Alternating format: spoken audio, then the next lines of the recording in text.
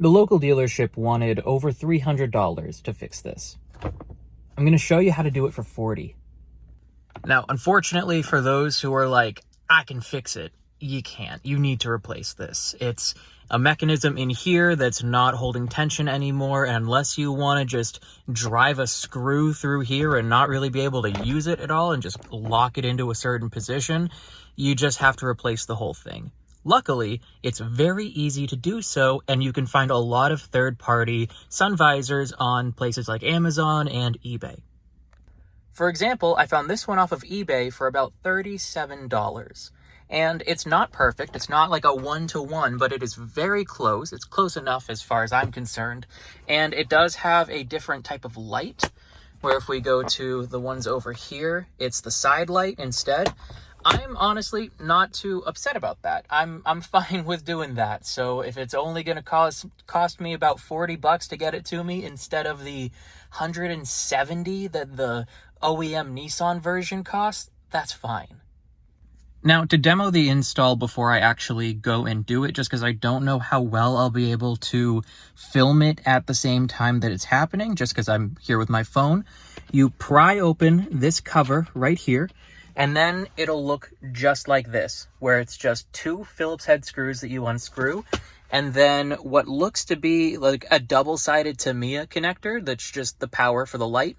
You'll unplug that, so you'll pop that off, unscrew the two screws, this will come loose, and then you'll just unplug the connector, plug the new one in, screw it in, and pop the cover back on. It is supposedly that easy.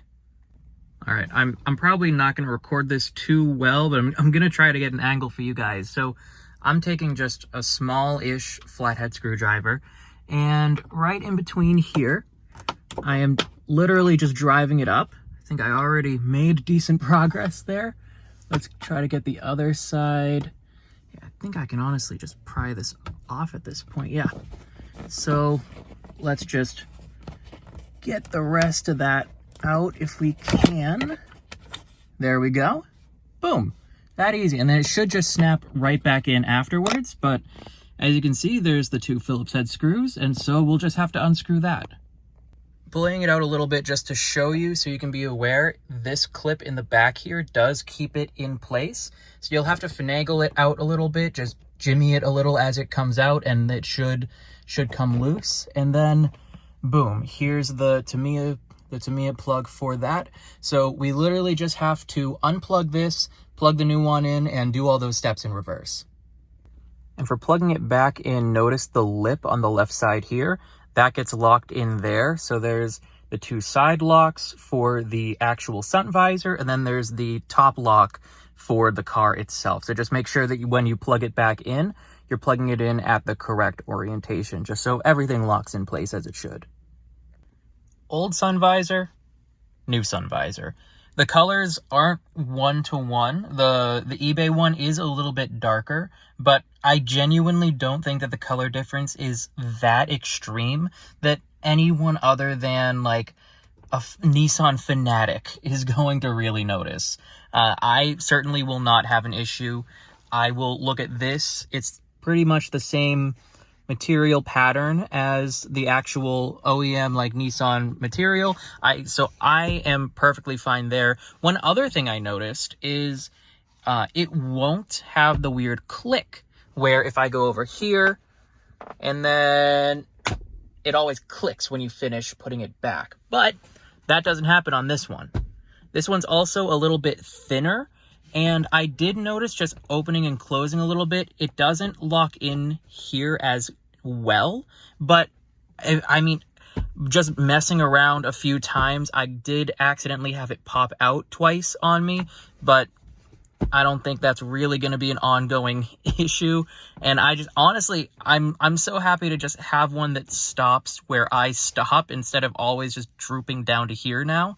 And not popping when it's done, like when it's reset back to here. That's honestly such a plus for me. I genuinely might consider getting a second one to replace that one, just because like it's still sitting, but not as well as it could. Like right here, it's it's still good for now, but when that eventually goes at as well, I will probably just buy the non-driver side version of this one and do the same thing over there. One other note is that the light only is in the center. It's not all throughout on this one. I don't think it's going to be much of a problem. It'll probably still illuminate enough where if you need to use it, it's there.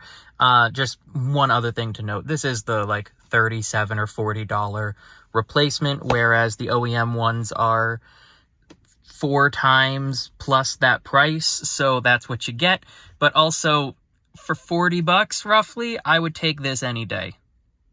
Now, I'm sure most car sun visors are designed this way, so you can take this and just do whatever you need to do, no matter what your make and model is. Just make sure that you're buying a replacement sun visor that is specific to your make, model, and make sure you keep the year in mind, because I'm doing this on a 2014 Nissan Murano, and the 2015s are different than the 2014s. It's like 2009 to 2014 have the same design, then 15 and on have a different design. So just make sure you're buying one that's compatible with your car, but these steps should be fairly universal.